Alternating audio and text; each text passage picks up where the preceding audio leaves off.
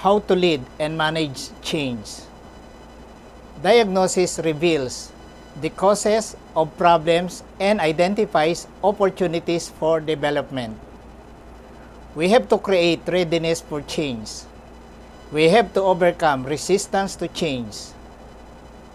There are two forces in the organization: those who want to maintain the status quo and those who want to embrace change.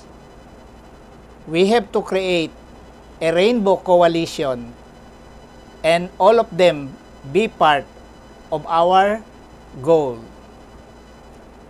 We have to overcome resistance to change.